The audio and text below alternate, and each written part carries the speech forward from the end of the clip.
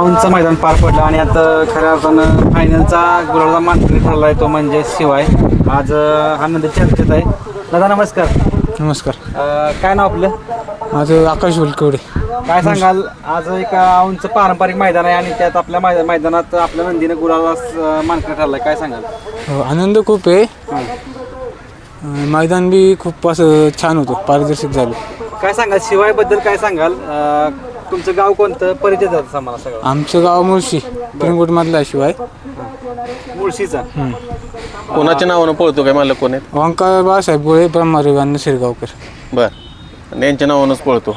कार्तिक बरोबर आज नियोजन कसं झालं होतं? ते आमचे ड्रायव्हर आहेत, सौरभ ड्रायव्हर. ते आज नाही आले, त्यांनी काय कितव्या गटात पळवली होती गाडी? गाडी 7व्या गटात पडली. 7व्या गटात आणि सेमी 8व्या सेमीमध्ये पळवता.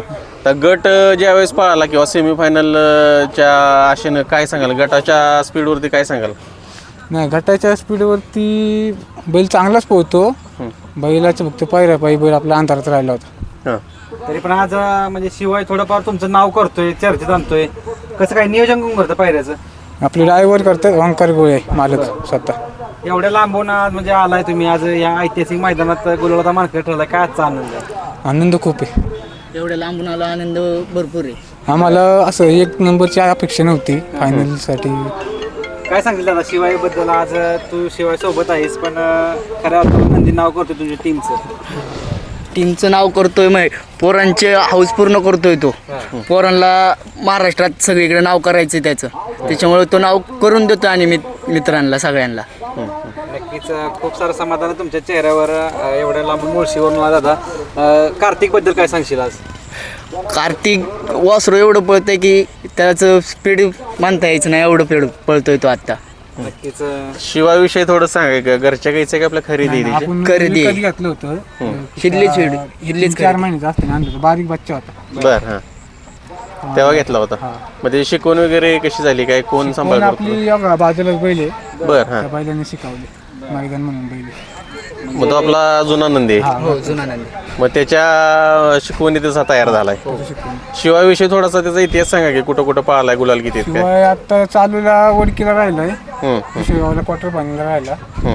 आता त्याला पुरंदरमध्ये राहिला.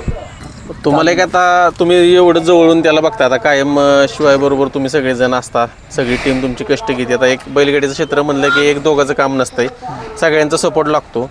शिवायचं एक वैशिष्ट्य काय जाणवतं तुम्हाला, वेगळं पण काय जाणवतं शिवायविषयी? वेगळं पण म्हणजे बैल गाडी बादची गाडी देत नाही. बैल गाडी पोहतो का तो पोहतो. जर शेजारी जर गाडी असेल तर तो म्हणजे हे पास नाही करणार. होऊन देत, त्याच्यावर आपली गाडी तर तो पास नाही होऊन देत. आता एवढ्या हिंद केसरीचा गुलाल पण त्यांनी तुम्हाला मिळवून दिल्यात.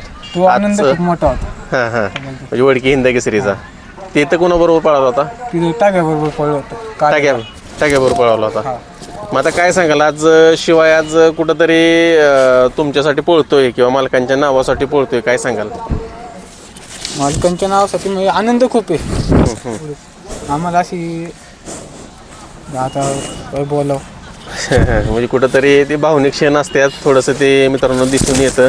कारण कष्ट भरपूर घेत असतात मुलं मित्रांनो. आणि म्हणजे काय होते, बैल एखाद्या मैदानाचा मार खाला ना, तर पहिल्याला लय फोन केले आम्ही. 1 नंबर तिथं आम्हाला शक्यतो कोण देतच नाही, खाल्ले 2-3 नंबरातले बैल घेऊन. 2-3 नंबरचे पण बैल घेऊन नाव नोंदी करतोय. नक्कीच म्हणजे मालकासाठी तुमच्यासाठी पळतोय.